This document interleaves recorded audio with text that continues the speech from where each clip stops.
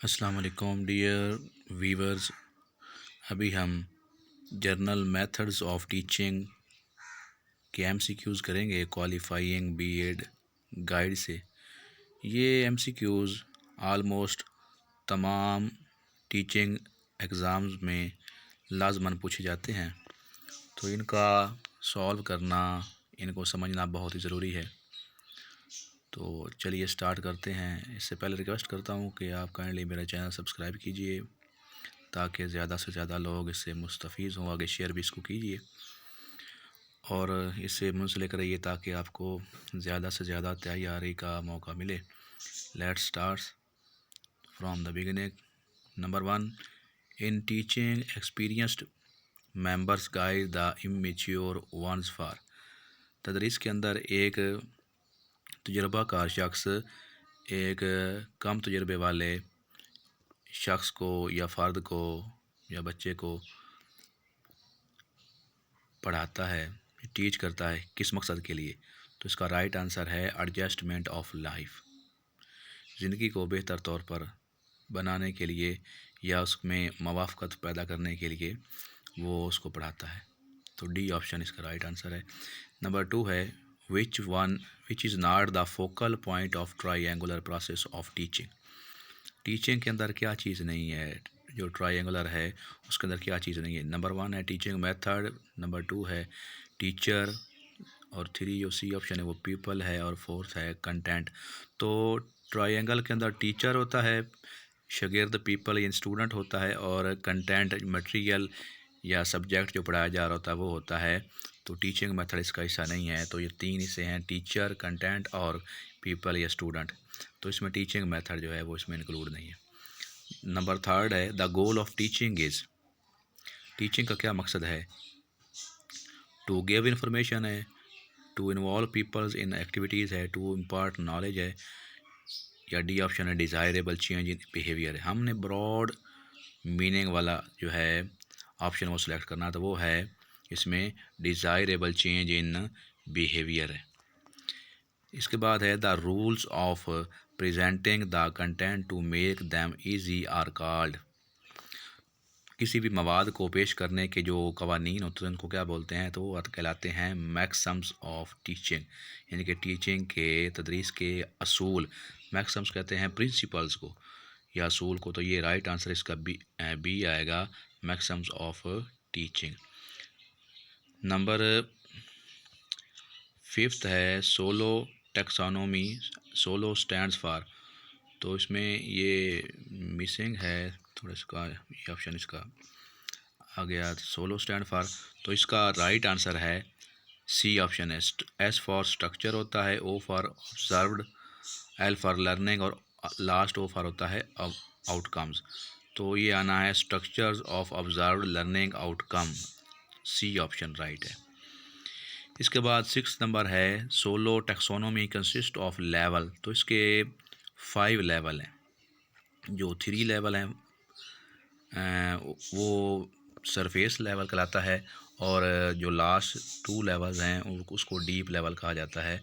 तो pre structural, unistructural और multi structural जो है ये फर्स्ट 3 स्टेप हैं, इसके लेवल हैं। और इसके बाद रिलेशनल है, और इसके बाद एक्सटेंडेड अब्स्ट्रैक्ट है। ये 2 जो हैं वो डीप लेवल के हैं। तो इस तरह से कुल 5 हैं। तो इसका डी राइट आंसर है। इसके बाद नंबर 7 है with reference to SOLO taxonomy one aspect of a task is understood in.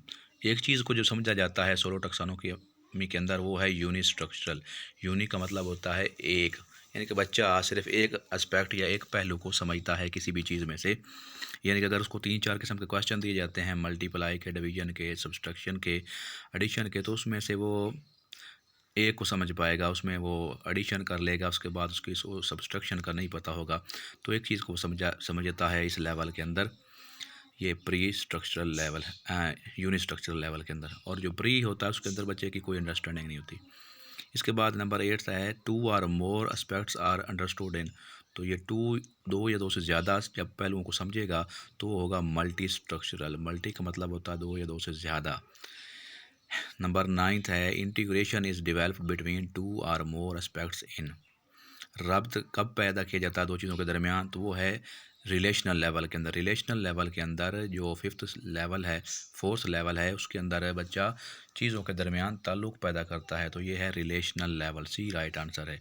To go beyond the given information is, एक हाथ से आगे बढ़ना, तो वो क्या कहलाता है? Extended abstract. ये अब्स्ट्रैक्ट यानी कि जो चीज़ें नज़र से बालातर हों, ना नज़र आती हों और हाथ से एक्सटेंडेड, हाथ से आगे बढ़ने वाली हों, तो जो बच्चा इससे बहुत ज़्यादा उस लेवल से आगे निकल जाता है और वो उसके आइडियाज़ अब्स्ट्रैक्ट हो जाते हैं। तो इसमें ये लास्ट टॉप या पीक लेवल की जो है बात करता है, तो वो इसमें आएगा एक्सटेंडेड अब्स्ट्रैक्ट लेवल, जहाँ पे बच्चा to go beyond the given कि जो उसको टारगेट दिया गया उससे भी आगे का सोचता है, तो वो राइट आंसर है fourth one, extended abstract level. इसके बाद है solo taxonomy was presented by, तो ये बिग्स एंड कोलिस जो कि ऑस्ट्रियन थे, उन्होंने 1982 के अंदर 1982 के अंदर इसको पेश किया था। राइट आंसर है डी। इसके बाद है 12 students are passive in. Passive किस में होते हैं? तो वो लेक्चर मेथड के अंदर होते हैं। प्रोजेक्ट के अंदर भी बच्चे अपने परफॉर्म कर रहे होते हैं, डिस्कवरी में भी बच्चे डिस्कवर करते हैं खुद, इंक्वायरी के अंदर भी वो छानबीन पड़ताल कर रहे होते हैं, जबकि लेक्चर मेथड के अंदर जस्ट टीचर पढ़ा रहा होता है और बच्चे पैसिवली उसको बैठकर सुनते हैं। इसके बाद है नंबर 13 है symposium is a type of. Symposium जो है डिस्कशन की टाइप, डिस्कशन मेथड है। इसके बाद है 14 ह्यूरिस्टिक मीन्स। ह्यूरिस्टिक का मतलब होता है छानबीन करना, तो ये राइट आंसर आएगा टू इन्वेस्टिगेट।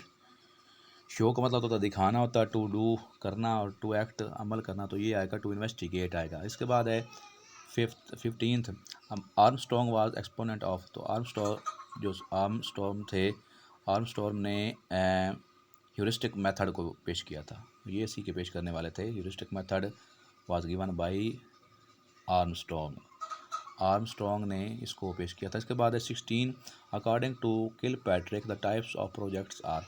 प्रोजेक्ट जो हैं उसकी कितनी टाइप्स हैं? किलपैट्रिक जो हैं ये जॉन डेवी के शागिर्द थे, अमेरिका से इनका ताल्लुक़ था, तो उन्होंने 4 अक़साम बताई थी प्रोजेक्ट की, तो वो ये 4 टाइप्स आएगा। इसके बाद है नंबर 17 है एक्टिविटी इन्वॉल्व्स। एक्टिविटी में क्या होता है? फिज़िकल एंड मेंटल एक्शन, कि जिस्मानी तौर पर भी और दिमागी तौर पर दोनों चीज़ें, बच्चा हाथों से भी काम करता है और साथ में दिमाग से सोचता है, तो ये डी राइट आंसर है। इसके बाद है 18 है we move from specific to general. ये किस में होता है? Inductive method. इंडक्टिव मेथड वो होता है जिसके अंदर पहले हम मिसाल देते हैं और मिसाल से फिर हम थ्योरी की तरफ बढ़ते हैं। तो स्पेसिफाई जब किया जाता है, स्पेसिफाई तब होता है जब एग्जाम्पल तक हम पहुँचते हैं, और जब रूल तक आएगी बात तो फिर उसको जर्नलाइज किया जाता है। तो स्पेसिफिक टू जर्नल की जब बात आएगी तो हम इंडक्टिव मेथड यूज़ कर रहे होते हैं, इनकी मिसाल से जो है जो नज़रिए की तरफ जा रहे होते हैं या एग्जाम्पल टू थ्योरी जा रहे होते हैं। इसके बाद है नेक्स्ट 19 है practice is made in. Practice किस में की जाती है? तो ड्रिल मेथड में। ड्रिल का मतलब होता है मशक करना, बार बार रिपीट करना, तो राइट आंसर सी है। इसके बाद है हमारे पास number 20 the Socratic method is known as. सुकरात जो प्लेटो का उस्ताद था अफलातून का, उसने क्वेश्चन आंसर टेक्निक दी थी, तो ये उसने कहा था कि सवाल और जवाब की मदद से हम बच्चा जो है ज़्यादा लर्न करता है, इसलिए उसे सवाल और जवाब किए जाने चाहिए। बच्चा भी सवालात करे और सवाल करना आधा इल्म है, तो इसलिए इसने इस पे फोकस किया था, तो राइट आंसर आएगा। सोक्रेटिक मेथड की जब बात होगी तो राइट आंसर होगा क्वेश्चन आंसर टेक्निक या मेथड। इसके बाद 21 है which is not true about projects. Projects में हमेशा हम काम करते हैं और उसमें स्टूडेंट एक्टिव होता है, टीचर सिर्फ जस्ट एज ए गाइडर होता है, तो इसमें आएगा it is teacher centred activity, तो ये रॉन्ग है, कहता कि इसमें शामिल नहीं है, क्योंकि ये स्टूडेंट सेंटर्ड एक्टिविटी है, बच्चा इसमें ज़्यादा इन्वॉल्व होता है, टीचर तो जस्ट एक एज ए गाइड के तौर पर काम कर रहा होता है, तो ये टीचर सेंटर नहीं है, ये स्टूडेंट सेंटर्ड है। इसके बाद है 22 duration of lesson in macro lesson plan is 35 to 45। यहाँ पे ज़रा तवज्जो से सुनिएगा, यहाँ पे स्टूडेंट्स अमूमन मिस्टेक करते हैं कि वो इसमें 5 से 10 मिनट लगा देते हैं, तो वो माइक्रो के अंदर है, MICRO माइक्रो। माइक्रो का मतलब तो छोटा और मैक्रो बड़ा, तो जब ये बड़े लेवल की जो है तदरीस है उसके अंदर 35 से 45 मिनट का जो ये अक्सर किताबों के अंदर भी गलत काफ़ी दिया हुआ है, तो ये राइट आंसर ये 35 to 45 ये मैक्रो के अंदर है। जब माइक्रो की बात होगी तो वो है 5 से 10 मिनट्स है, और उसमें स्टूडेंट्स की तादाद भी 5-10 होती है, और इसको डिवाइड WLN ने स्टैनफोर्ड यूनिवर्सिटी के अंदर 1961 के अंदर पेश किया था माइक्रो टीचिंग को। उसमें स्टूडेंट्स की तादाद 5 से 10 में होती है और टाइम जो ड्यूरेशन है वो भी 5 से 10 मिनट होता है और वो टीचिंग स्केल को इम्प्रूव करने के लिए पीपल टीचर के लिए यूज़ होती है, लेकिन वो माइक्रो के अंदर होता है, ये मैक्रो है। तो मैक्रो की जब बात होगी तो 35 to 45 right answer will be right answer. तो यहाँ पे डी राइट आंसर है। इसके बाद है 23 in British approach of lesson planning more emphasis on teacher and content presentation. Right answer है। जो ब्रिटिश अप्रोच लेसन प्लानिंग की है उसमें ज़्यादातर टीचर और कंटेंट पर जो है उसकी प्रेजेंटेशन पर फोकस किया जाता है। इसके बाद है American approach emphasises. American approach जो है उसमें क्या है कि उसमें लर्निंग ऑब्जेक्टिव्स, जो ऑब्जेक्टिव्स हैं लर्निंग के उस पर फोकस किया जाता है। इसके बाद है which one is not the type of lesson plan on the basis of objectives. Objectives के लिहाज से कौन सी जो है लेसन प्लान की किस्म नहीं है, तो वो है माइक्रो लेसन प्लान, ये रॉन्ग है। कोग्निटिव लेसन प्लान भी होता है, अफेक्टिव भी होता है, साइकोमोटर लेसन प्लान भी होता है। कोग्निटिव के अंदर हम माइंड की बात करते हैं, अफेक्टिव के अंदर हम एटीट्यूड्स एटिकेट्स की बात करते हैं, बिहेवियर्स की बात करते हैं, साइकोमोटर के अंदर हर की वर्क जो हमारा काम है उस पर जो है ना हमारी यानी कि हरकत की वजह से जब हम यानी कोई काम करके सीखते हैं जब आज से, तो उसको कहते हैं साइकोमोटर लेसन प्लान। तो इसमें एक्टिविटी बेस्ड होता है ये। तो इसमें ये 3 टाइप्स हैं और माइक्रो लेसन प्लानिंग जो है इज़ अ रॉन्ग। इसके बाद हमारे पास जो नेक्स्ट है वो है 26 विच is not true about lesson plan. तो इसमें जो क्या चीज़ है जो लेसन प्लान के बारे में सही नहीं है, तो वो है it is developed by student. ये स्टूडेंट नहीं तैयार करता है बल्कि टीचर तैयार करता है लेसन प्लान। तो ये राइट नहीं है, ये रॉन्ग है। बाकी सारे ठीक हैं लेकिन ये बात इसके मतलब गलत है। इसके बाद है 27 a good drama does not include very long play. ज़्यादा यानी कि लंबा ड्रामा नहीं होना चाहिए, मुख्तसर टाइम के लिए होना चाहिए, क्योंकि ज़्यादा लंबा होगा तो फिर जब नतीजा नहीं निकलेगा, कंक्लूड जल्द नहीं होगा, तो उसमें फिर देखने वाला व्यूअर्स जो है वो घबरा जाते हैं, यानी कि उकता जाते हैं। इसके बाद है 28 है which is not the objective of drama role play. तो क्या है टू मेक रिहर्सल, कि इसका मकसद जो है मशक करना नहीं होता बल्कि कोई ना कोई सबक सिखाना होता है और तफरीह का समा पैदा करना होता है, सिर्फ अकेला मशक करना ही नहीं होता। ड्रामा और role play is useful for teaching. तो ड्रामा किसके लिए इस्तेमाल होता है या प्ले जो है, तो ये हिस्ट्री के वाक़यात जो हैं इसमें सूटेबल होता है। मैथ को पढ़ाने में ये मॉरल्स लिखा तो यहाँ पे ये मैथ है, साइंस या लैंग्वेज को पढ़ाने में ये सूटेबल नहीं है, तो हिस्ट्री जो है इसमें सूटेबल है। इसके बाद 30 है the main types of teleconferencing identified are 3। तो ये 3 टाइप हैं टेलीकॉन्फ्रेंसिंग की। कौन कौन सी हैं वो? एक कंप्यूटर टेलीकॉन्फ्रेंसिंग है और ऑडियो टेलीकॉन्फ्रेंसिंग है और वीडियो टेलीकॉन्फ्रेंसिंग है। There are 3 types of teleconferencing. One is computer teleconferencing, second is audio teleconferencing and third one is video teleconferencing. Number 31 है which is not the type of teleconferencing. कौन सी किस्म जो है teleconferencing नहीं है, तो ये है टीवी टेलीकॉन्फ्रेंसिंग। टेलीकॉन्फ्रेंसिंग का क्या मतलब है? टेलीकॉन्फ्रेंसिंग का मतलब है, कॉन्फ्रेंस का मतलब होता है मिलाप या मजलिस करना, इकट्ठे होकर बैठना, और टेली का मतलब होता है दूर से। तो जब हम मीडिया की मदद से दूर से एक जगह पे इकट्ठे होकर एक मौजू पे हम डिस्कस करते हैं, तो मीडिया की मदद से जैसे हम देखते हैं ये मामलात, तो वो वीडियो की शक्ल में भी हो सकती है कॉन्फ्रेंसिंग, और ऑडियो में जैसे मोबाइल के ऊपर हम कॉन्फ्रेंस कॉल मिला देते हैं। इसके अलावा और भी रेडियो के ऊपर जो है काफ़ी लोग बैठ कर तबसरा करते हैं। तो ये 3 इसकी टाइप्स हैं, कंप्यूटर की मदद से जो है और या कि फिर ऑडियो और वीडियो की मदद से होती है। इसके बाद है which one is accountable in cooperative learning. Cooperative learning के अंदर कौन ज़िम्मेदार है? तो वो इंडिविजुअल और ग्रुप दोनों। फ़र्द जो है जब एक फ़र्द मिलेगा तो ग्रुप बनेगा, तो दोनों इसमें रिस्पॉन्सिबल है। इसके बाद है 33 है cooperative learning is an alternative to. क्या आएगा राइट आंसर? वो है कोऑपरेटिव लर्निंग के अंदर वो किस चीज़ का जो है वो अल्टरनेटिव मुतबादिल है, वो है कम्पिटिटिव मॉडल्स का। इसके बाद है 34 है the number of students in cooperative learning groups are. तो ये कोऑपरेटिव लर्निंग के अंदर जिसमें अब हमें मुशावरत और मामला से काम किया जाता है, तो वो है 3 to 4 स्टूडेंट्स इसकी तादाद होती है ग्रुप में। जो मेंबर्स हैं उनकी तादाद है 3 to 4। इसके बाद हमारे पास है 35।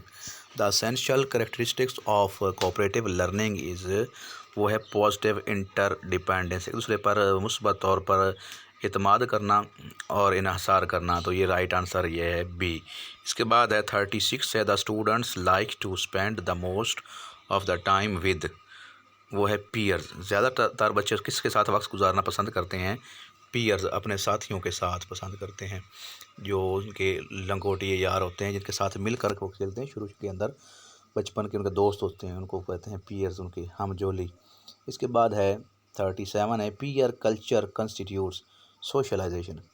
पीयर कल्चर के अंदर जो है बच्चे मिलकर खेलते हैं, तो जो मिलकर काम करना हो, खेलना कूदना हो, तो वो सोशलाइजेशन कहलाता है। इसके बाद है 38 है which is not the advantage of team teaching.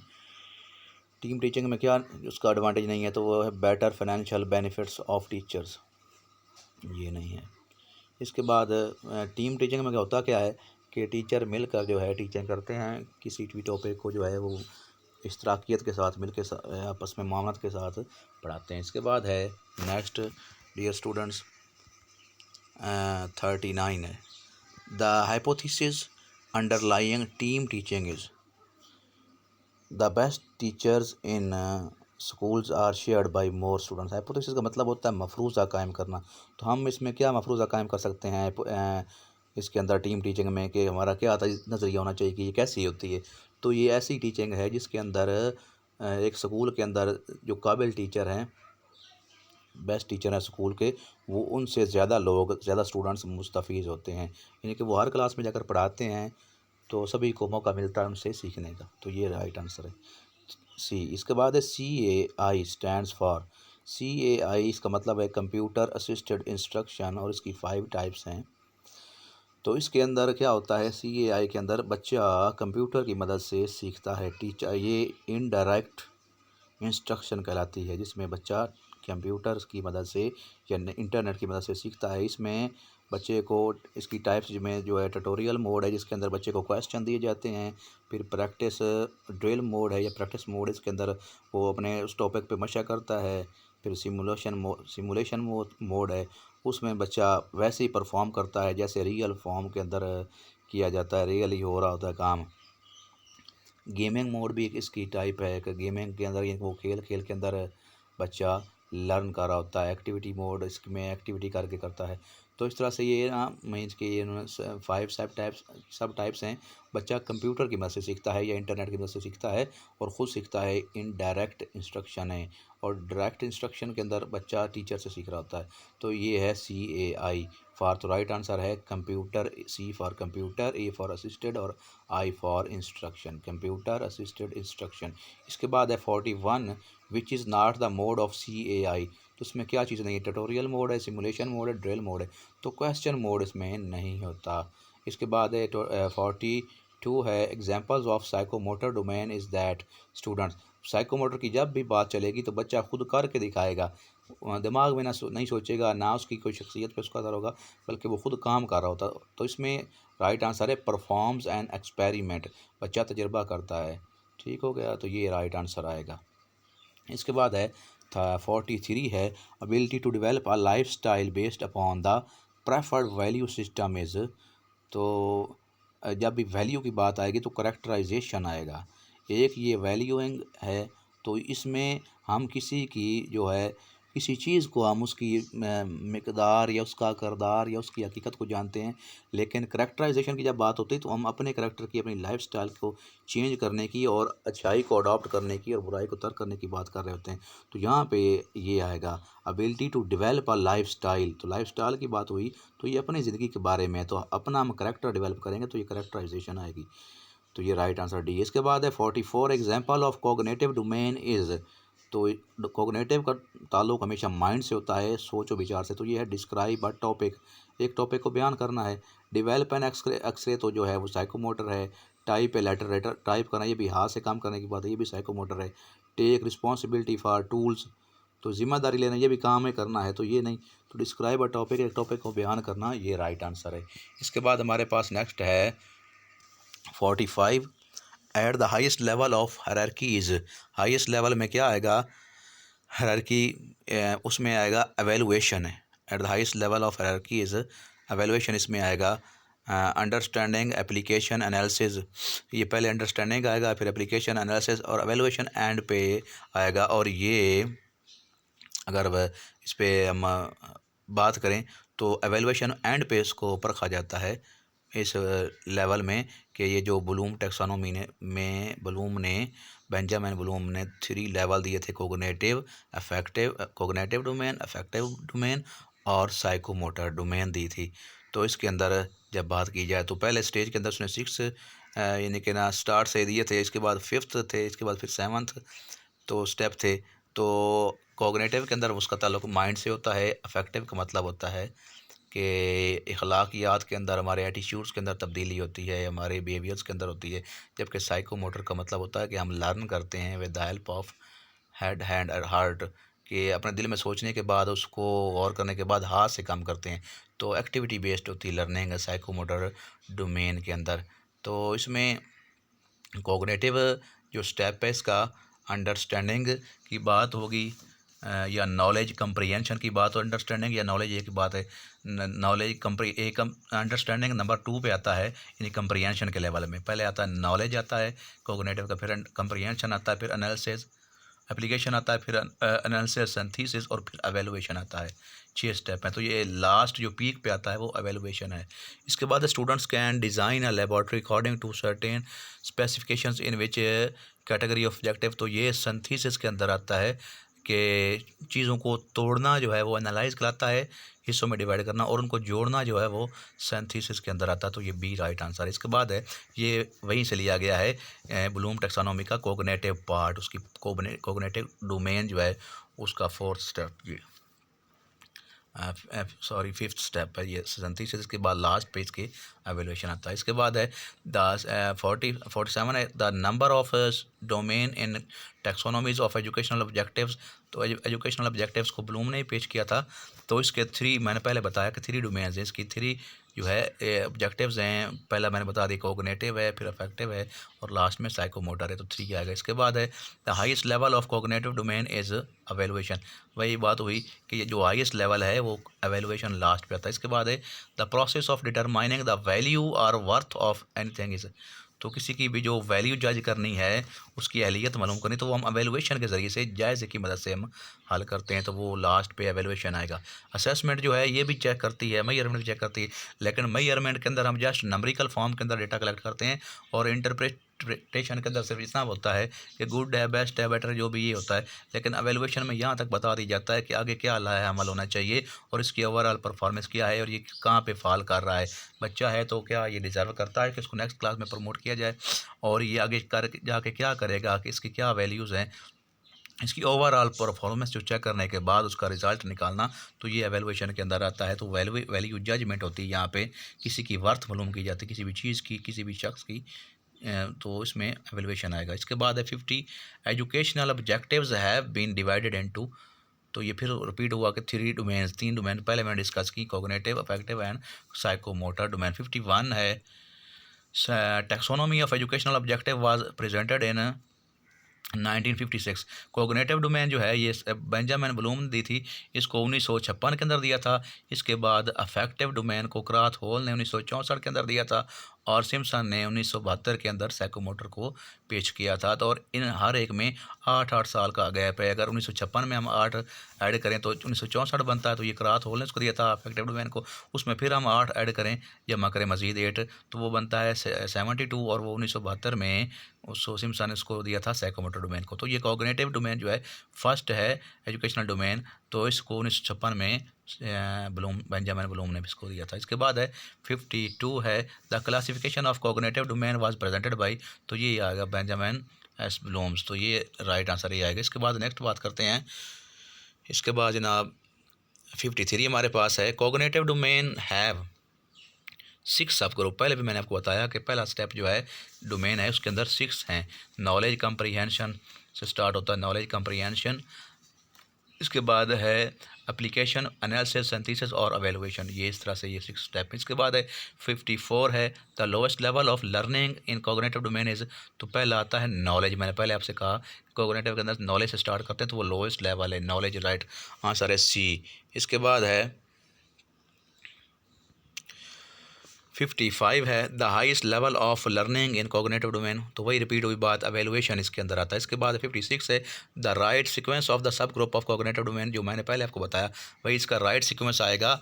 C D option है नॉलेज, फिर कंप्रीहेंशन, फिर एप्लीकेशन, फिर एनालिसिस, फिर सिंथेसिस, फिर एवेलुएशन। बच्चा इनके पहले समझेगा, फिर पहले हासिल करेगा नॉलेज, इसके बाद कंप्रीहेंशन उसको फिर समझेगा, इसके बाद फिर एप्लीकेशन अप्लाई करेगा, एनालाइज उसके पार्ट्स बनाएगा, हिस्सों में डिवाइड करेगा, फिर सिंथेसिस, फिर उसको दोबारा से रीऑर्गेनाइज करेगा, इन सिंथेसिस जोड़ेगा, इसके बाद फिर उसको एवेल्यूशन ओवरऑल एवेलुएट करेगा। इसको दोबारा 2001 के अंदर इसको फिर वर्ब की शक्ल में इसको डिवाइड किया गया था, उसकी फिर और शेप्स चेंज कर दी थी वर्ब के अंदर। तो वहाँ पे जो एवेलुएशन है उसको लास्ट पे क्रिएट के अंदर चेंज कर दिया गया था, और नॉलेज को इन्होंने कर दिया था कि अंडरस्टैंडिंग के अंदर उन्होंने इसको कहा था, डिवाइड किया था। इसके बाद है 57 है knowing, rememberizing and recalling is concern with. तो चीज़ों को जानना फिर याद कर लेना। तो जब याद की बात आएगी तो फिर इसका होगा पहला स्टेप कि हम अभी तक बच्चा जो है इसको कहाँ पे लेके फिर रहे हैं, नॉलेज के अंदर पहले स्टेप में जा रहा है बच्चा। To grasp the meaning of the material is, चीज़ों का मानी भी समझना शुरू कर देना। तो ये कंप्रीहेंशन है, बच्चे में अब इदराक पैदा हो गया कि चीज़ों को समझता है। इसके बाद 59 है to use previous learn material in new situation is. पहली चीज़ को इस्तेमाल करके नई शक्ल में ले आना, तो वो एप्लीकेशन अप्लाई करता है बच्चा, अपना प्रीवियस अंडरस्टैंडिंग जो है कंप्रीहेंशन उसको अप्लाई करता है। तो इसके बाद इस पर अप्लाई करने के बाद काम को करता है, एप्लीकेशन यहाँ आएगा। इसके बाद 60 है तो to break down material into component parts to know its और ऑर्गेनाइजेशनल स्ट्रक्चर इज़। कंपोनेंट्स के अंदर डिवाइड करना पहले भी डिस्कस किया मैंने कि इसको एनालिसिस कहते हैं, हिस्सों में डिवाइड करना। To put ideas together to form a new whole, नए सिरे से दोबारा बनाना, तो वो कहलाता है सिंथेसिस कहलाता है। इसके बाद to know the worth or value of material is. तो चीज़ की वैल्यू जांचने के लिए पहले भी डिस्कस कर लिया कि ये एवेल्युएशन कराती है। इसके बाद है the intellectual skills are reflected by. तो जब भी दिमाग की बात होगी, माइंड की बात होगी, इंटेलेक्ट की बात होगी, तो वो कॉग्निटिव से इसका लिंक है, दिमाग के साथ है। तो ये राइट आंसर है A. Attitudes, values and interest are affected reflected by. तो जब भी वैल्यूज़ की बात आएगी, एटिकेट्स की बात, एटीट्यूड्स की, बिहेवियर्स की, इंटरेस्ट की बात आएगी, तो वो अफेक्टिव डोमेन से होगा, हमारे अखलाकियात से इसका ताल्लुक़ है। इसके बाद है which domain is concern with physical and motor skills. कौन सी डोमेन है जिसका ताल्लुक़ है जिस्म के साथ है, तो वो आएगा साइको मोटर डोमेन है। थर्ड डोमेन जिसको सिम्पसन ने 1972 के अंदर पेश किया था। इसके बाद है नेक्स्ट हमारे पास 67 है the affective domain was classified by Krathwohl. मैंने पहले डिस्कस कर दिया कि अफेक्टिव डोमेन को क्राथहोल ने 1964 में दिया। Affective domain is divided into, तो ये 5 पार्ट्स के अंदर इसको स्टेप्स के अंदर इसको डिवाइड किया गया है। तो the lowest level of learning is affected in affective domain is, वो अटेंडिंग है। अटेंडिंग है, रिसीविंग भी आ जाता है, अटेंडिंग भी आ जाता है। तो इसके बाद है which is placed at the highest level of learning in affective domain. तो इसमें हाईएस्ट लेवल कौन सा है, तो वो है करेक्टराइजेशन है, आखिर पे जो आता है। अब ये सीक्वेंस की बात करते हैं, right order of the sub group of affective domain. जो सेकंड डोमेन है जिसको क्राथहोल ने 1964 के अंदर दिया था, इसकी सीक्वेंस इसका क्या है, स्टेप 5 की कैसे सीक्वेंस। सबसे पहले अटेंडिंग, कि बच्चा यहाँ पे अखलाकियात को, एटिकेट्स को अटेंड करता सीखता है। इसके बाद रिस्पॉन्ड, फिर अब वो जवाब देने की कोशिश करता है, उस तरह से अडॉप्ट करता है। करने के बाद उसको खुद आगे उसी तरह से फ़र्ज़ करें कि एक से उसने सीखा कि जब कोई सवाल का जवाब देना तो जी हाँ जी करते हैं, तब वो खुद कहना शुरू करता है। इसके बाद वैल्यूइंग, अब वो चीज़ों की कदर जाना शुरू करता है। कि मिसाल के तौर पर कहा गया कि बेटा झूठ नहीं बोलना, तो अब उसको पता चल जाता है कि झूठ ना बोलना और सच सच बोलना, उसकी सच की क्या अहमियत है और झूठ जो है उसको बोलने से कितना नुकसान होता है। अब इसके बाद है ऑर्गेनाइजेशन, उसको आप फिर वो तरतीब के अंदर ले आता है अपनी लाइफ के अंदर, उसको अडॉप्ट करने के साथ कि किस तरह से उसको अपने ज़िंदगी पर उसको अप्लाई करना है, ज़िंदगी के अंदर उसको हिस्सा बनाना है। करेक्टराइजेशन है, अब इसको अपने किरदार का वो मुस्तकिल हिस्सा बना लेता है, अपनी शख्सियत का हिस्सा बना लेता है। इसके बाद 72 है, तो यहाँ पे आएगा अटेंडिंग, रिस्पॉन्डिंग, वैल्यूइंग और ऑर्गेनाइजिंग और करेक्टराइजेशन।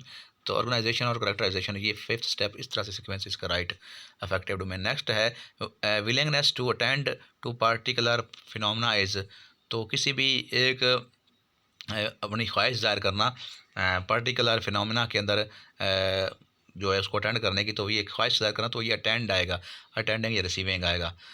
इसके बाद है नेक्स्ट हमारे पास 73 है, विच सब group of affective domain focus is on active participation is, तो एक्टिव पार्टिसिपेशन की जब बात आएगी तो ये आएगा बी, राइट आंसर है रिस्पॉन्डिंग। यहाँ पे अब बच्चा रिस्पॉन्ड करना शुरू हो गया। नेक्स्ट है 74 है, bringing together different values into a consistent value system is, bringing together difference values into a consistent value system is, तो ये ऑर्गेनाइजेशन करना, मुख्तलिफ वैल्यूज़ को, इक़दार को एक जगह इकट्ठा करना, यानी अपनी शख्सियत के अंदर लेके आना, एक जगह पे यकजा करना, ये कहलाता है ऑर्गेनाइजेशन। नेक्स्ट है 75 है, affective domain focuses on adoption of a value system as part of life style is characterisation.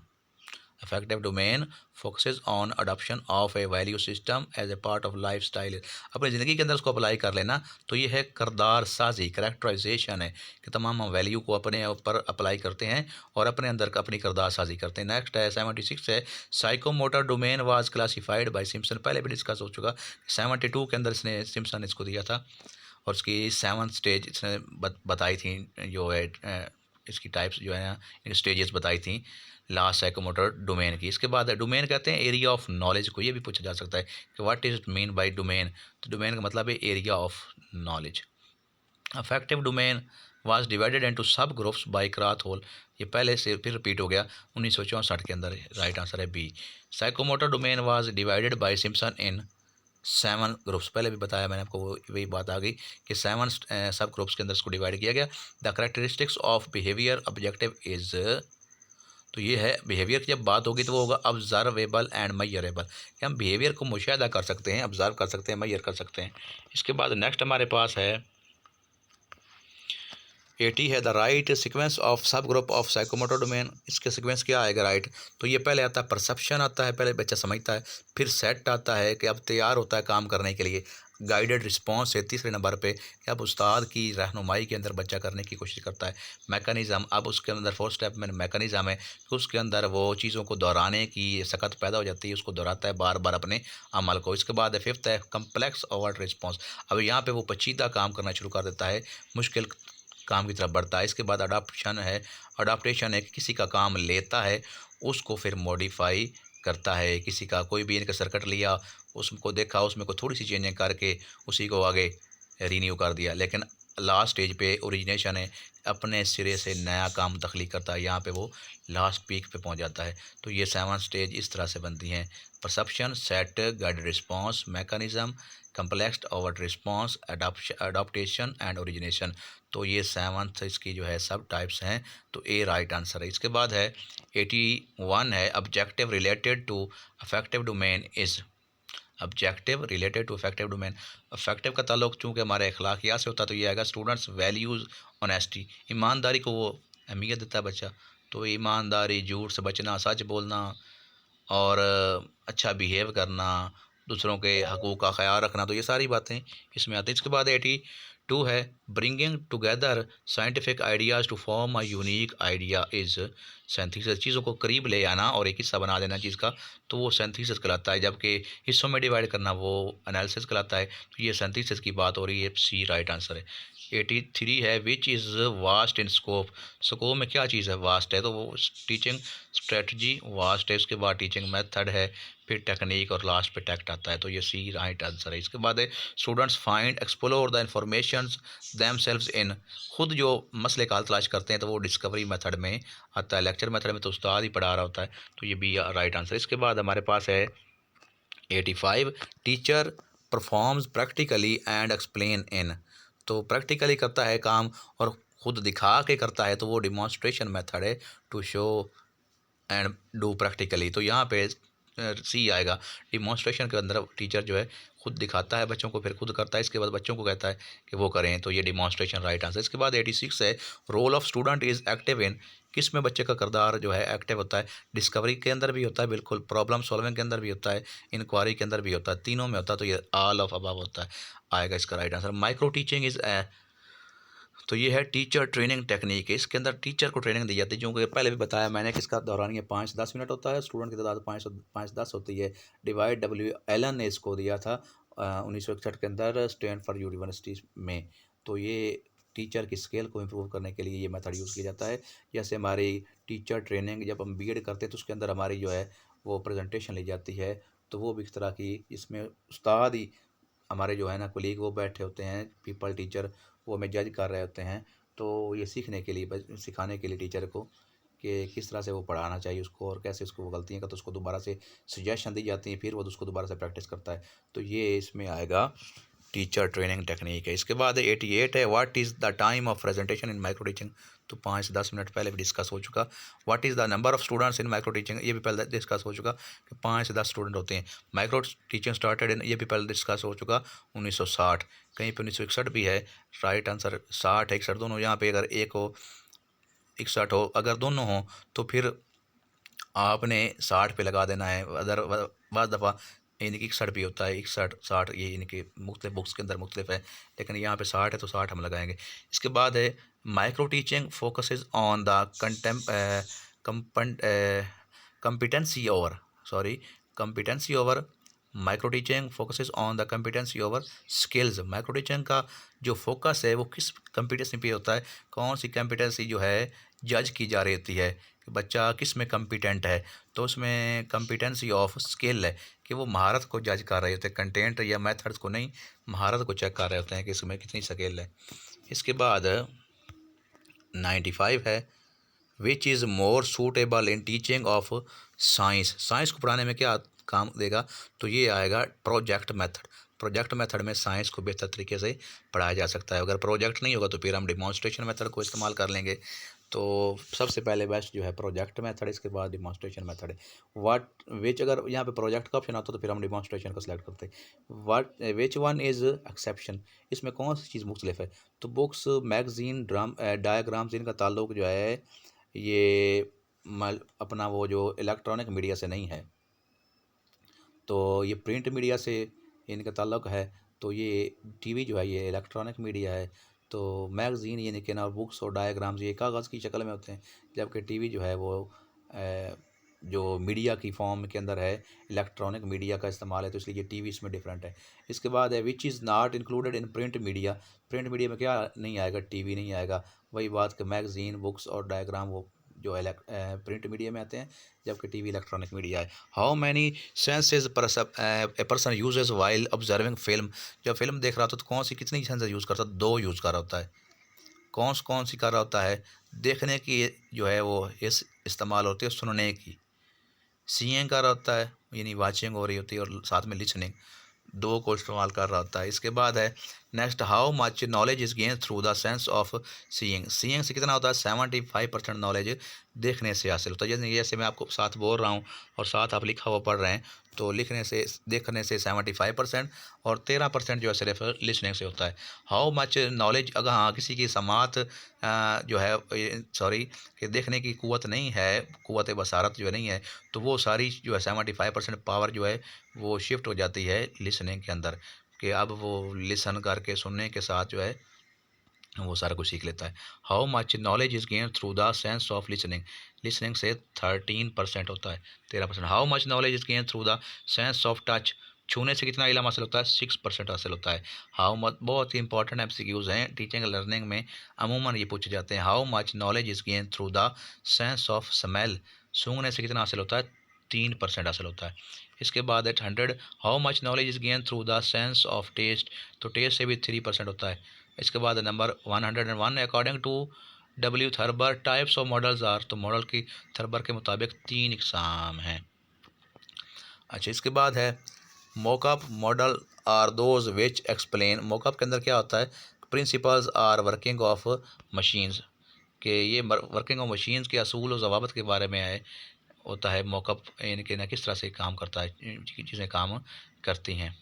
इसके बाद है a field trip is arrange for, field trip किसके लिए अरेंज किया जाता है?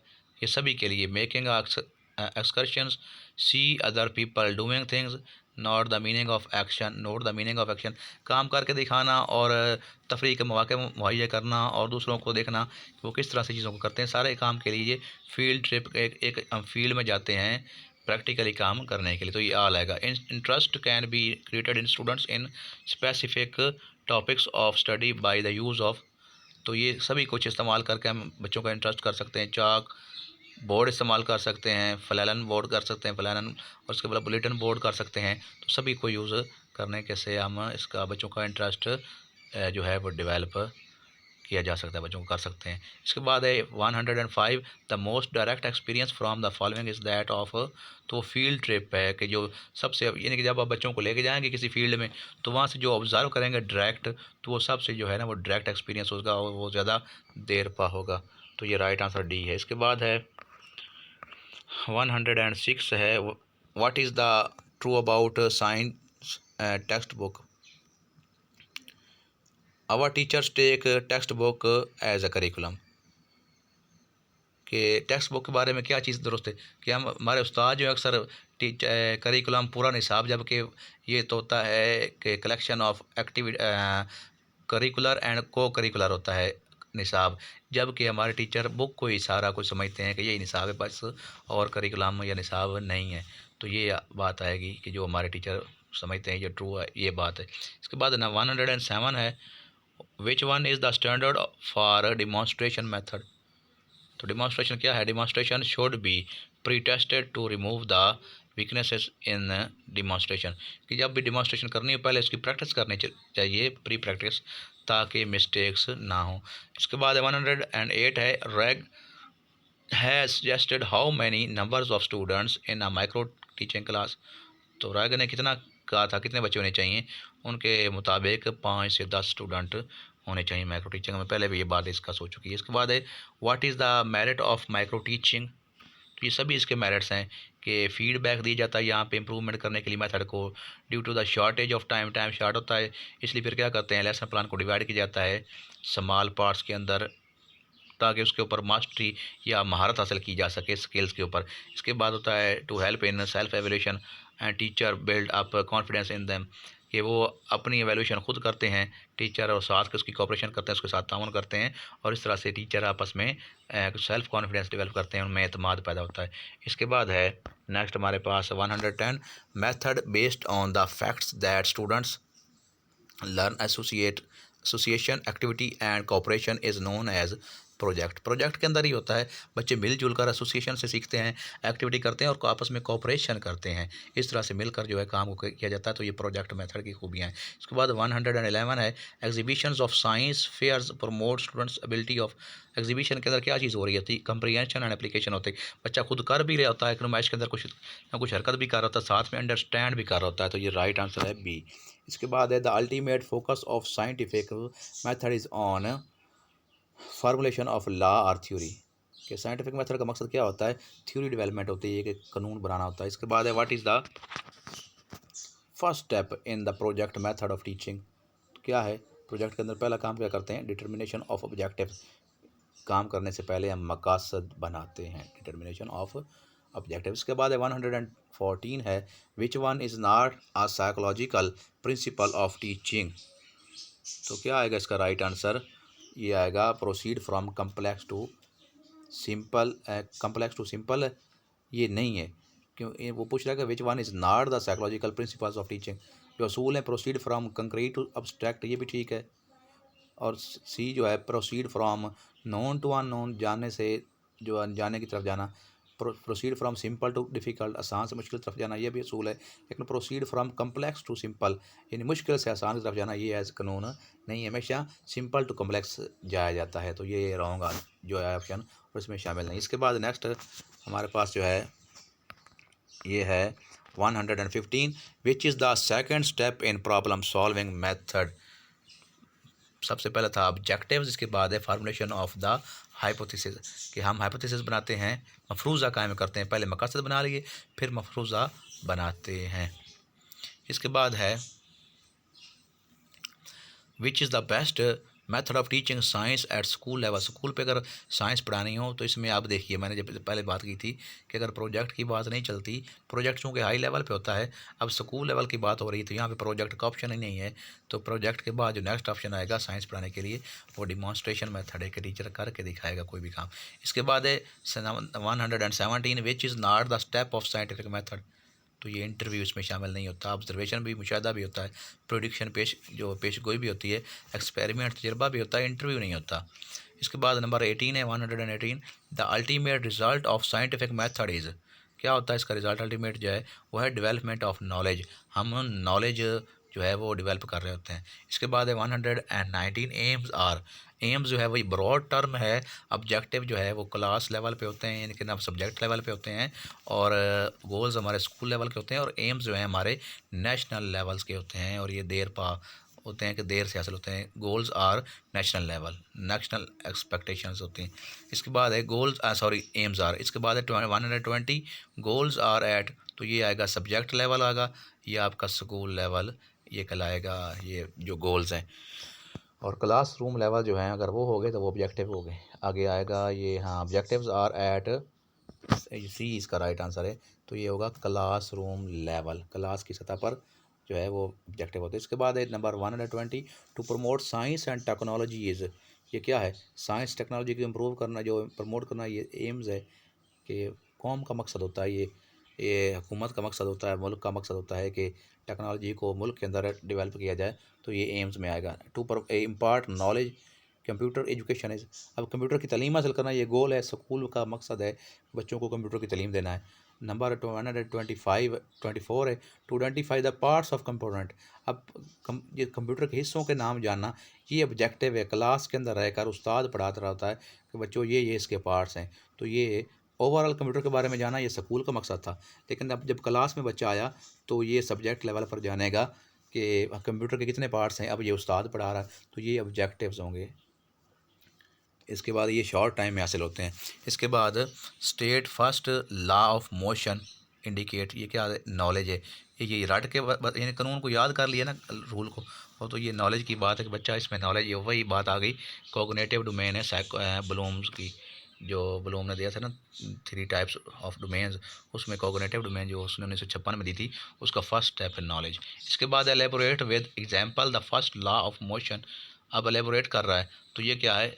इसको इनके बयान करता है तो समझ के करेगा ना, तो ये कंप्रीहेंशन आएगा। इसके बाद कंप्रीहेंशन का मतलब होता है समझना, इदराक। इंक्वायरी मीन्स टू इन्वेस्टिगेट आएगा, इन्वेस्टिगेट करना। इंक्वायरी मेथड इंक्लूड्स, इसमें क्या आएगा? क्वेश्चनिंग आंसरिंग होती है, सवाल जवाब होते हैं इंक्वायरी के अंदर। इसके बाद है 129, विच one is the best for the large group instruction. तो अगर लार्ज ग्रुप को पढ़ाना तो फिर बड़े ग्रुप के लिए लेक्चर मेथड इस्तेमाल होता है। डिमॉन्स्ट्रेशन या इंक्वायरी ये प्रोजेक्ट नहीं किया जा सकता। Lecture method is the best for large classes, तो ये इसका ए ऑप्शन है। इसके बाद है 130, यूज़फुल फॉर हायर क्लासेस। तो हायर क्लासेस को पढ़ाने के लिए भी लेक्चर मेथड इस्तेमाल किया जाता है। First component of lesson plan, तो क्या है? वो ऑब्जेक्टिव्स होते हैं। जब भी लेसन प्लान बनाना तो पहला मकसद हमारा ऑब्जेक्टिव बनाना था। इसके बाद है the teaching method recommended for elementary school science in Pakistan is activity method. Teaching method recommended for elementary school science in, तो ये एक्टिविटी करवा के ना साइंस को करवाया जाता है। लेबॉर्ट्री वगैरह तो मिडिल स्कूल में नहीं होती, और प्रोजेक्ट ज़रा लेवल से बढ़कर है, क्योंकि बच्चे सिर्फ 8वीं तक हैं, तो उनको एक्टिविटी करवा के सिखाया जाएगा। लेक्चर से तो समझा नहीं जा सकता, तो ये एक्टिविटी करवा के कुछ साइंस के चीज़ें करवाई जाएंगी। It is a learning log of students achievement. तो ये पोर्टफोलियो है। पोर्टफोलियो के अंदर बच्चा अपना एक लॉग बनाता है, अपना पूरी जो है अचीवमेंट जो उसने हासिल किया होता है, जो उसने मार्क्स लिए हैं, जो जो उसकी एक्टिविटीज सारी उसके अंदर पुट करता है, तो ये पोर्टफोलियो है। इसके बाद 134 है डिमॉन्स्ट्रेशन मीन टू शो, करके दिखाना है, तो शो होता है ये इसका। इसके बाद 135 Herbert model for lesson planning है स्टेप, ये 5 स्टेप हैं इसके। हर्बर्ट ने जो मॉडल दिया था लेसन प्लानिंग का, उसके 5 स्टेप्स हैं।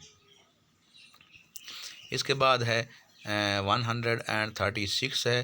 तो discovery method is advance method of, discovery method के अंदर सभी चीज़ें आ जाती हैं। ह्यूरिस्टिक मेथड भी आता है, इंक्वायरी भी आता है। इंक्वायरी के अंदर भी छानबीन होती है, और ह्यूरिस्टिक मेथड जो इसके अंदर भी छानबीन या पड़ताल वगैरह होती है।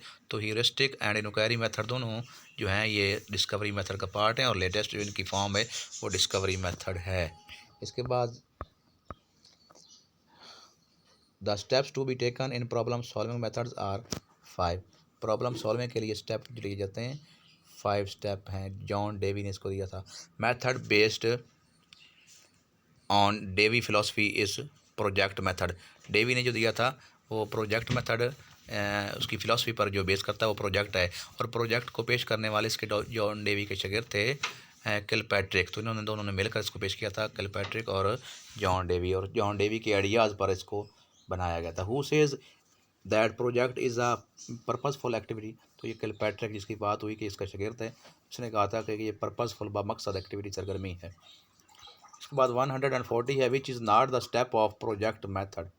तो वो है एनालिसिस। प्रोजेक्ट मेथड के अंदर एनालिसिस जो है वो इज़ नॉट द स्टेप, ये उसका स्टेप नहीं है। प्लानिंग है, एक्सिक्यूशन एवेल्यूशन है, और एनालिसिस इसमें नहीं है। इसके बाद है 141 है programme learning was presented by. तो ये स्किनर ने दिया था, प्रोग्राम लर्निंग को स्किनर ने दिया था। उससे पहले पेवलव जो है, पेवलव उन्होंने भी बिहेवियरिज्म पर एक्सपेरिमेंट किए थे, लेकिन उन्होंने प्रोग्राम लर्निंग को इस्तेमाल नहीं किया था। प्रोग्राम लर्निंग स्टार्ट की थी स्किनर ने। इसका ताल्लुक भी बिहेवियरिज्म के ग्रुप से था। इसके बाद है 142 है portfolio is the collection of student. Portfolio में बच्चों के बारे में रिकॉर्ड रखा जाता है। In programme learning takes place under controlled condition. Programme के अंदर एक प्रोग्राम बनाया जाता है, इसलिए तमाम सूरत हाल को कंट्रोल रखा जाता है, अंडर कंट्रोल होती है। Teaching method based upon the assumptions of Herbert Spencer that learner should be told as little as possible is heuristic method है। कि ये हर्बर्ट ये स्पेंसर का कहना था कि बच्चों को कम से कम बताया जाना चाहिए, उनको ज़्यादा से ज़्यादा लर्न करना चाहिए। तो वो ह्यूरिस्टिक मेथड था कि इसमें बच्चे खुद छानबीन करके चीज़ों को सीखें। इसके बाद हमारे पास नेक्स्ट है an overall procedure which is adopted by a teacher to achieve a certain goal. तो स्ट्रेटजी ये पहले भी डिस्कस हो चुकी। स्ट्रेटजी ओवरऑल प्लानिंग के ब्रॉड टर्म में selection of different media for different student is done in individualise instruction. Individualise के अंदर हम फर्दन इंस्ट्रक्शन देते हैं। तो इसमें जो है डिफरेंट स्टूडेंट्स के लिए डिफरेंट उनके according to mental level of the students किया जाता है मीडिया का इस्तेमाल। तो वो इंडिविजुअलाइज्ड होता है, फर्दन इनफरादी यानी कि ना तदरीस।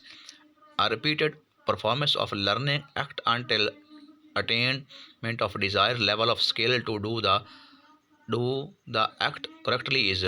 तो ये आएगा ड्रिल मेथड। ये चीज़ों को रिपीट करना, बार बार परफॉर्म करना जब तक कि नताइज करेक्ट ना हासिल हों, तो वो आता है ड्रिल मेथड में। 148 है a process in which a small group assembles to communicate with each other with each other using speaking, listening and non-verbal process in order to achieve instructional objective is discussion method है। यहाँ पे बच्चा जो है आपस में किसी भी मौजू पर a process in which a small group assembles to communicate with each other, उससे एक दूसरे से विद ईच अदर बात करते हैं। यूजिंग स्पीकिंग, लिसनिंग, सुनते भी हैं, बात भी करते हैं, एंड नॉन वर्बल प्रोसेस और बॉडी लैंग्वेज का इस्तेमाल भी करते हैं in order to achieve instructional objective, ताकि अपना मकसद पा सकें। एक टॉपिक दिया जाता है उस्ताद की तरफ से, उनको अनाउंस किया जाता है, तो उस पर वो डिस्कशन करते हैं। तो ये डिस्कशन मेथड है। उसके बाद है during discussion method teacher passes announcement. वही बात कि टॉपिक अनाउंस करता है, टीचर पास करता है, तो उस पर जो बच्चे डिस्कस करते हैं। इसके बाद है दौरान में उस्ताद उनकी रहनुमाई करता है। The surface category in SOLO taxonomy consist of. तो ये 3 राइट आंसर है, 2 नहीं है, क्योंकि जो लेटेस्ट है ना उसमें 3 है, क्योंकि ये क्वालिफाइंग के अंदर उन्होंने प्री स्ट्रक्चरल को काउंट नहीं किया था, यूनि से स्टार्ट किया था। यूनि स्ट्रक्चरल जो है, इसके बाद फिर मल्टी स्ट्रक्चरल, इसके बाद रिलेशनल, और फिर कहा था एक्सटेंडेड अब्स्ट्रैक्ट। जबकि 5 स्टेप हैं, इसमें प्री स्ट्रक्चरल भी शामिल है, इसलिए सरफेस के अंदर 3 स्टेप्स शामिल हैं। पहले वाले प्री स्ट्रक्चरल, यूनि स्ट्रक्चरल और मल्टी स्ट्रक्चरल। तो ये right answer is C. Next है the surface category in SOLO taxonomy consist of. तो इसके अंदर दो आते हैं, यूनिट स्ट्रक्चरल और मल्टी स्ट्रक्चरल, और तीसरे की बात की जाए तो साथ में वो प्री स्ट्रक्चरल शामिल किया जाएगा। लेकिन अगर दो ही पूछें तो दो इसी में, दो ये वाले शामिल हैं। ऊपर वाले जो है वो दोनों pre structural and unit structural, तो इसमें तीन आएंगे, प्री भी आएगा। इसमें अगर देखा जाए तो इसमें राइट आंसर उस तरतीब से बन ही नहीं रहा, लेकिन यहाँ पे 2 में मैंने लिख दिया साथ में प्री स्ट्रक्चरल भी। तो ये इस तरह से तीनों आएंगे, प्री स्ट्रक्चरल, यूनिट स्ट्रक्चरल और मल्टी स्ट्रक्चरल आएगा। ये राइट आंसर ये बनता है, क्योंकि किताबों के अंदर काफ़ी बुक्स के अंदर बहुत सारी स्टडी की, अबव 100 बुक्स अल्हम्दुलिल्लाह मैंने पढ़ी, इससे भी ज़्यादा बल्कि। तो उसमें हर एक में कुछ ना चीज़, कोई ना कोई मुख्तलिफ ज़रूर होती है। तो ये ओवरऑल इसका जो है ना डिसीजन जो सही कन्फर्म है, उनमें तीनों ये आएंगे। प्री स्ट्रक्चरल है जो ऑथेंटिक बुक्स के अंदर है, तो ये प्री स्ट्रक्चरल, यूनिट स्ट्रक्चरल और मल्टी स्ट्रक्चरल ये सरफेस है। और जो डीप लेवल है उसके अंदर जो है वो रेशनल है, रिलेशनल, और रिलेशनल के साथ है अबस्टेंडेड एक्सटेंडेड अब्स्ट्रैक्ट है, रिलेशनल और एक्सटेंडेड अब्स्ट्रैक्ट लेवल, ये दो डीप में आते हैं। इसके बाद है 52 है the deep category in SOLO taxonomy consist, तो ये आएगा रिलेशनल एंड एक्सटेंडेड अब्स्ट्रैक्ट, ये डी राइट आंसर। इसके बाद है 153 सिंथेसिस रिक्वायर्ड, सिंथेसिस के अंदर formulation of new structural material, material को दोबारा से नए सिरे से बनाया जाता है, जोड़ा जाता है। द स्टूडेंट्स आगे 154 है, चूँकि टाइम काफ़ी हो रहा है इसलिए मैं थोड़ा सा तेज़ बोल रहा हूँ। The students will be able to translate a paragraph of English into Urdu, this subject fits in the category of cognitive domain, तो ये कंप्रीहेंशन है, बच्चा समझता है, समझने के बाद फिर ट्रांसलेट करता तो कंप्रीहेंशन आएगा। Micro teaching is a technique of teaching, तो ये आएगा a narrow and specific skill है, छोटे लेवल की है और इसमें स्पेसिफिक स्किल्स को इम्प्रूव किया जाता है, तो ये डी है राइट आंसर। इसके बाद लास्ट पेज हमारे पास हैं, तो 156 है the fixation of correct information through repetition is caused by, तो ये ड्रिल मेथड के जरिए से हम चीज़ों को रिपीट करते हैं। इसके बाद the domain which deals with the physical abilities and coordination objective is called psychomotor, इसके अंदर फिजिकल होता है काम और साथ में कोऑर्डिनेशन से मामला से किया जाता है, तो ये क्या है, साइकोमोटर डोमेन है, इसका ताल्लुक फिजिकल से। Lecture method is generally described as teacher centre, क्योंकि उस्ताद पढ़ा रहता है, बच्चा पैसे वक्त लिए teacher centred. The name 159 the name of heuristic method is derived from the Greek word heurisis, heurisis जो है सी राइट आंसर है, ये ग्रीक वर्ड ह्यूरिसिस से लिया गया है, इसका मतलब है टू इन्वेस्टिगेट। इसके बाद है 160 teaching is a form of interpersonal influence aimed at the changing the behavior potentials of an other is the viewed by presented by N.L. Gage ने कहा था कि टीचिंग क्या है कि दूसरे से तबादला ख्याल करने के साथ जो है एक मकसद को ज़हन में रखते हुए तदरीस करना क्या है, ये कहलाता है टीचिंग कहलाता, तो ये N.L. गेज की डेफिनेशन है। इसके बाद है solo taxonomy provides systematic way of describing the learners performance, इसके अंदर परफॉर्मेंस चेक की जाती है सोलो टैक्सोनॉमी के अंदर बच्चों की, जबकि ब्लूम टैक्सोनॉमी में नॉलेज चेक किया जाता है और सोलो में ये पेपर बनाने के काम आती है सोलो टैक्सोनॉमी, उनके बच्चों ने क्या अचीव किया, तो ये सोलो टैक्सोनॉमी आता है। इसके बाद है इसलिए हम कहेंगे कि इसको कि ये परफॉर्मेंस के लिए आता है। Lesson plan makes the work, तो ये रेगुलर भी, सिस्टमेटिक भी, ऑर्गेनाइज, काम को सभी करता है ये, इसमें A B C right answer तीनों हैं, इनकी डी राइट आंसर है। इसके बाद 163 simulation is an elaborate type of, तो ये भी याद आएगा, सिमुलेशन में रोल प्ले भी होता है और गेमिंग भी होती है, सोशियो ड्रामा भी होता है, तो सारा क्योंकि ना सिमुलेशन के अंदर एक काम को करके दिखाया जा रहा था, कॉपी की जा रही होती। इसके बाद है the method based on the psychological principles of trial and error, the method based on the psychological principle of trial and error, तो ये ह्यूरिस्टिक है। तो ट्रायल एंड एरर थ्योरी जो दी थी ये थॉर्नडाइक की, जिसके अंदर बच्चा चीज़ों को करके फिर सीखता है, यानी कि बच्चा काम करता है, ट्रायल करता है, इसके बाद एरर गलती करता है, फिर सीखता है, तो ये इसने बिल्ली पे एक्सपेरिमेंट किया था थॉर्नडाइक ने, तो और इस तरह से बच्चा लर्न करता है, तो इसको कहेंगे ह्यूरिस्टिक मेथड। इसमें बच्चा छानबीन करेगा, इन्वेस्टिगेशन करेगा, चीज़ों को सीखेगा, गलती करेगा, फिर उसको परफॉर्म करेगा। तो इसमें लास्ट जो है वो है a student performs a skill independently at the level of psychomotor domain is articulation है, student performs a skill independently at the level of psychomotor domain is जो आज़ादाना तौर पर बच्चा परफॉर्म कर रहा होता है वो आर्टिकुलेशन है, यानी कि उसको बोल के चीज़ों को आर्टिकुलेट करके खुद परफॉर्म कर रहा होता है। आज़ादाना तौर पे आपके सामने बोल रहा था तो वो क्या है, आर्टिकुलेशन कहलाएगा। तो यहाँ पे एक बात थी, यहाँ पे एक वर्ड इस्तेमाल हुआ इंटरपर्सनल। इंटरपर्सनल का मतलब होता है दो लोगों के दरमियान, जबकि एक वर्ड होता है इंट्रापर्सनल। इंटरपर्सनल दो लोगों के दरमियान होता है, और जबकि इंट्रापर्सनल की बात होगी तो वो अपने आप से गुफ्तगू होती है। तो ये था आज का लेक्चर, जो उम्मीद करता हूँ आपको पसंद आया होगा, और ये सभी लेवल के लिए आता है। टीचिंग के तमाम एग्ज़ाम में इसमें से एमसीक्यूज़ लाजमी आते हैं। 20 नंबर के आम टीचिंग एग्ज़ाम के लिए होते हैं, ज़्यादा के भी होते हैं, और बाकी हेड मास्टर के लिए 100 मार्क्स के होते हैं, 80 मार्क्स के, और लेक्चरर के लिए भी 80 मार्क्स के होते हैं। तो ये तकरीबन हर टीचिंग एग्ज़ाम के अंदर ये एमसीक्यूज़ दोहराए जाते हैं। तो उम्मीद करता हूँ आपको वीडियो अच्छी लगी होगी। तो चैनल को सब्सक्राइब करना ना भूलिएगा, वीडियो को शेयर